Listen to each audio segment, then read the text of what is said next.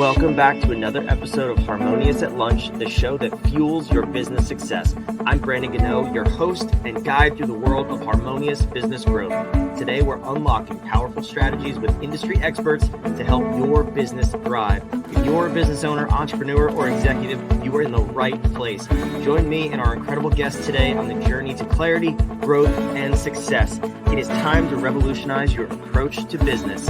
Let's dive in with another episode of Harmonious at Lunch.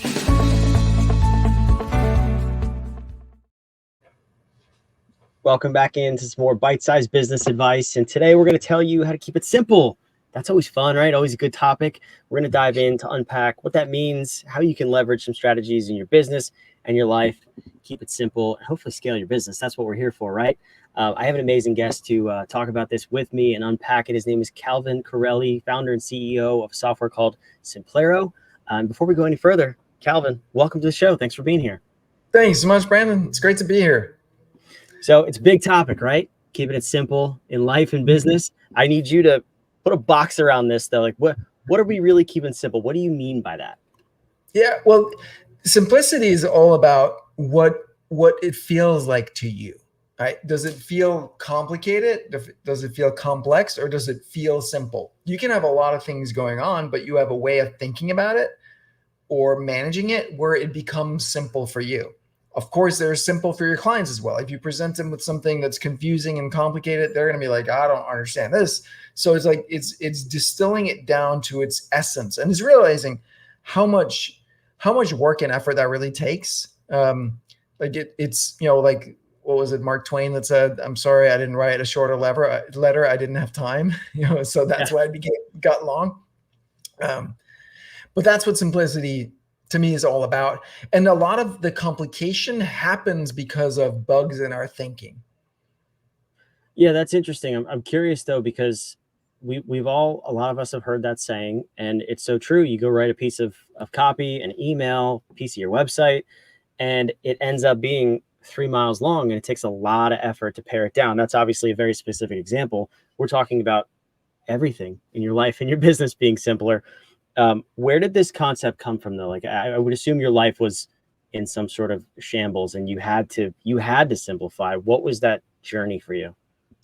It was something I discovered sort of accidentally. I'd created, I started doing online courses in 2008, and I found that it was complicated to run that kind of business because you needed all these different software tools. You needed, an email marketing thing. You needed a website platform. You needed a shopping cart. You needed a membership site. You needed a video hosting thing. And that seemed complicated. And since I'm a software guy, I just started coding the thing for me so that I could have everything in one place. That felt a lot simpler, even though obviously writing software is has its own complexities. But for me, I was able to put the complexity there so I could build something that made my life simpler, right? That's the job of software.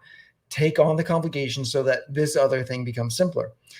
And I actually went through, originally the software was called Zen Billing.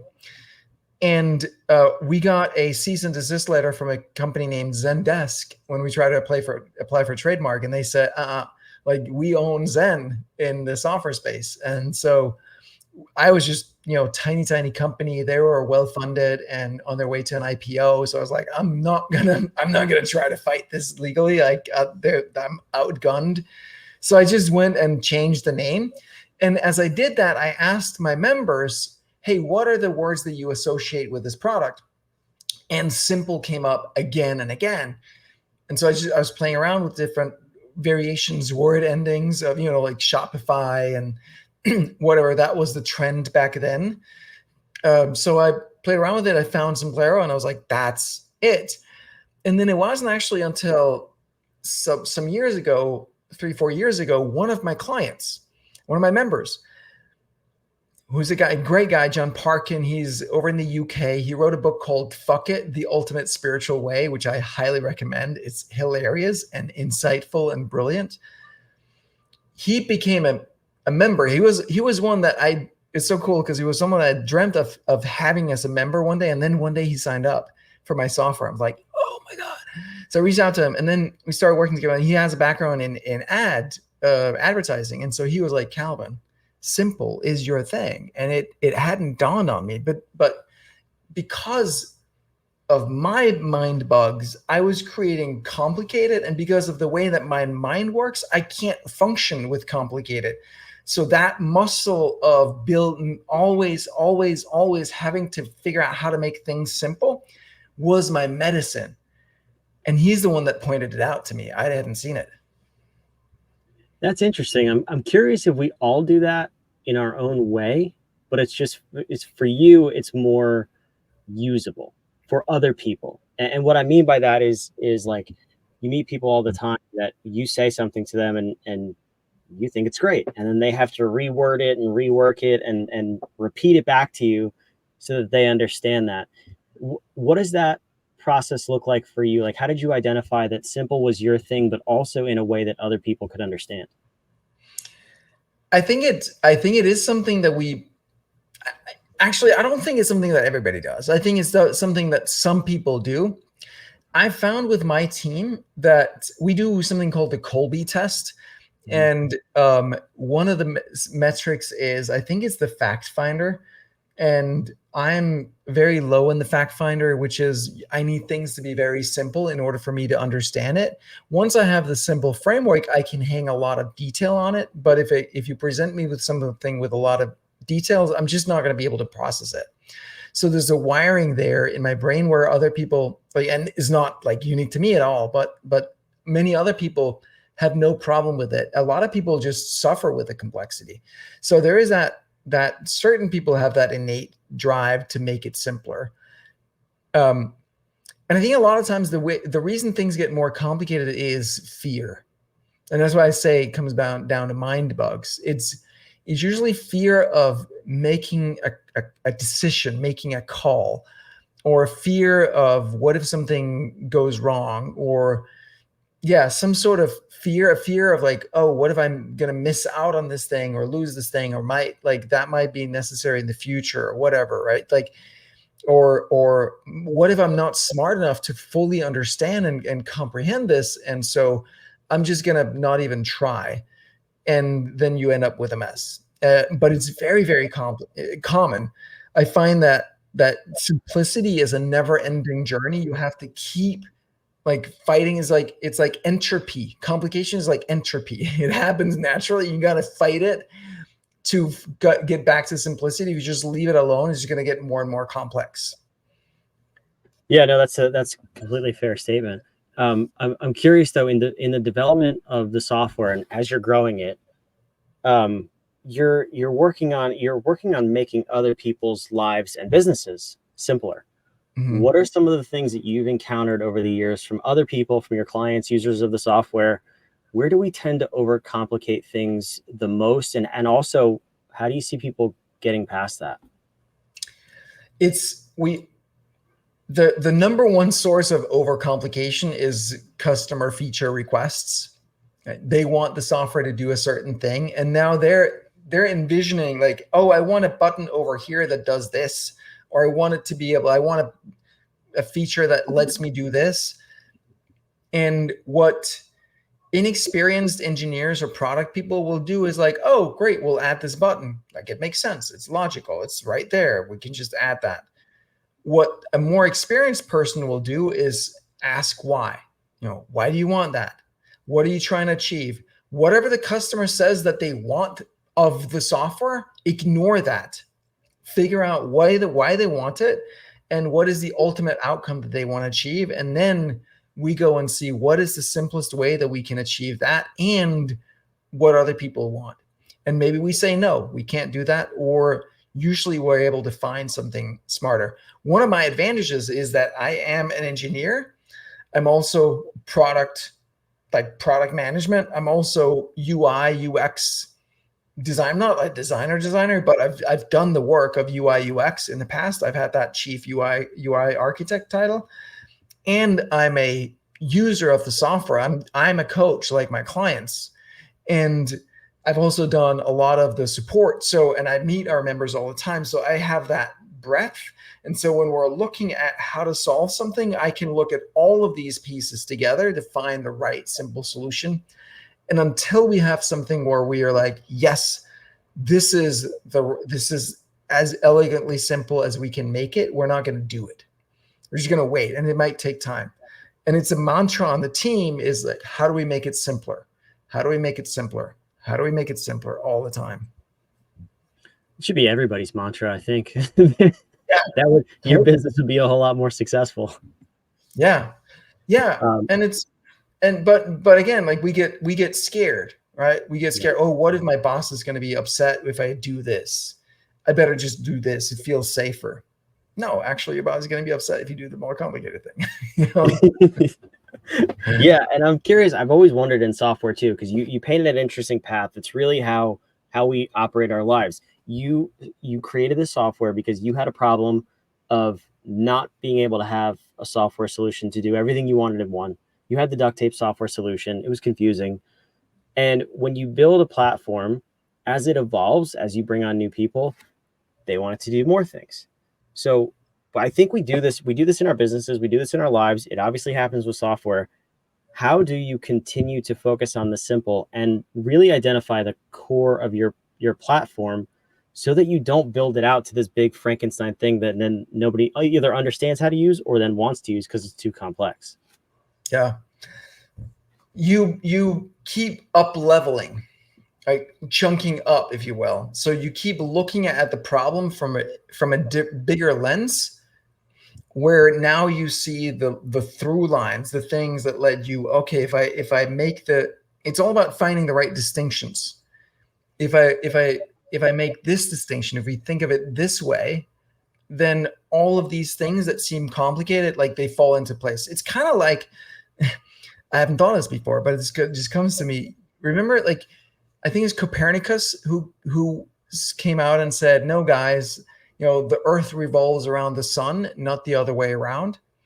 Before that, people were trying. They were trying to figure out what are the curves that all these planets and like stars and all that they're following, and they have these like circles and ellipses within like orbits within orbits within orbits, and all like it became so complicated to try to predict the movement of these objects in the sky, until someone was like, no, wait, like what if we slice it this way? And it might not be quote unquote true, but if we slice it this way, everything else becomes so much simpler. That's the whole game. And it's a really creative process, and you have to be patient and insist on it. And the temptation sometimes to just make something and move on is so great. And it's really worth it to resist that. That's an interesting point though, because how do you do that in your life? Like, how do you take that moment, pause, and say, what if I'm looking at this backwards? Or what Mhm. if there is a different model? Like, how do you approach that moment in time and that question? What I've done is I need time. I need lots of open time to figure all this stuff out. So I've structured my calendar so that 3 days, 2 weekdays, I have no meetings until noon, and one weekday, no meetings at all. And usually, like Saturday is a great day for me as well to do a lot of deep work. So that gives me a lot of days where I get out. I have a local coffee shop. I'm there 6:30, and then I've got 6:30 till noon on like at least 3-4 days a week, where I can just focus on that work. And I just like continue to like on my iPad with my pencil, like drawing and moving stuff around, and like until it clicks in my head. I'm like, this is it. And oftentimes, then when that happens, you look at it and you're like, this is freaking obvious. Like, duh, of course. It's so obvious. Um, and I had that recently. I have this model that I put together around business, and it's got like three core elements. There's you, there's your clients, and then there's your team. Like, what are the elements? And each of those have three sub points. Your clients is about attracting them, enrolling in your programs, and then delivering the transformation. The team is about hiring them and then leading them and growing them. And then I was struggling with what are the sub bullets that go into the you part. And then after like quite a while, like, I don't know, like it was over several weeks and several days of noodling on it. Finally, it's just like, oh, mind, body, spirit. I'm like, duh, it's the most obvious thing in the world. Like everybody could say that, but like, that's it.